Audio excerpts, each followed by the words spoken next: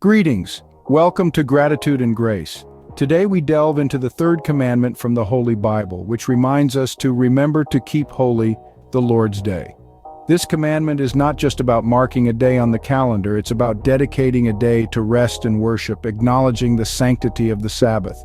For Christians, this day is Sunday, a day set apart from the rest of the week to honor God and renew our spiritual life. But just as the commandment is clear, so too can be our missteps.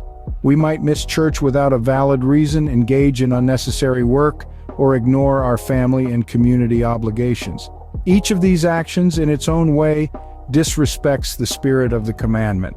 So, let's take a closer look at these examples and explore how we can sometimes disrespect this commandment in our daily lives. Firstly, we might disrespect the third commandment by deliberately skipping church to engage in secular activities. As a Catholic, one is expected to attend Mass every Sunday and on holy days of obligation.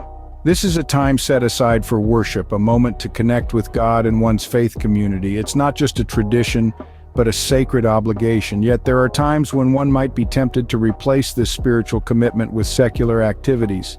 Like shopping, engaging in sports, or even just lounging around watching television. But unless one has a serious reason such as illness or caring for infants, deliberately choosing to skip Mass is not respecting the sanctity of the Lord's Day. It's a clear non-observance of the third commandment. So remember the importance of setting aside time for worship. It's not just about following a rule, but about honoring one's relationship with God and one's faith community.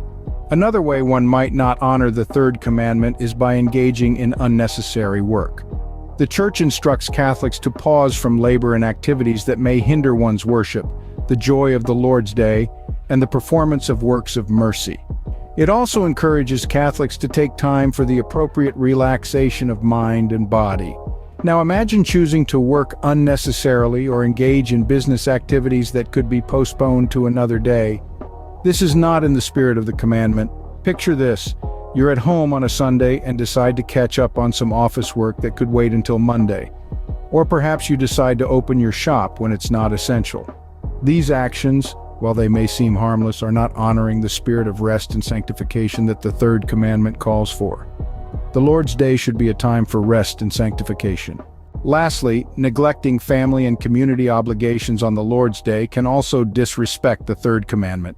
This day is not only meant for rest and worship, but also for reflection, family bonding, and community involvement. The essence of the Lord's Day extends beyond individual devotion.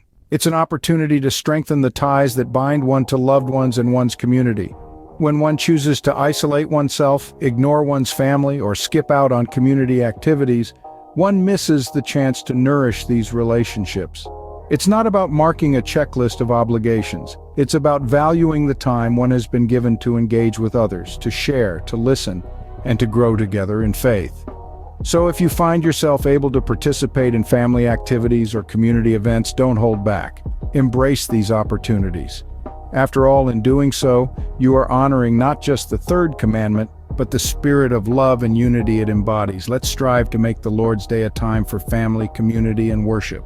Let us remember the essence of the third commandment, to keep holy the Lord's Day. We've discussed 3 practical examples that illustrate how this commandment could be disrespected: non-observance of Mass or divine service, engaging in unnecessary work, and ignoring family and community obligations. These examples remind us that Sundays should be dedicated to rest, worship, and community. It's a day to put aside one's secular activities and focus on what truly matters: one's relationship with God, one's family, and one's community. But let's not forget there are allowances for certain types of work on Sundays, like caring for one's families, performing important social services, works of mercy, and religious duties. In honoring this commandment, one not only shows respect to one's faith, but also to oneself, giving oneself a chance to recharge and refocus one's energies for the week ahead. Thank you for joining us. For further reading, there are resources in the description box. Don't forget to subscribe. Goodbye and God bless.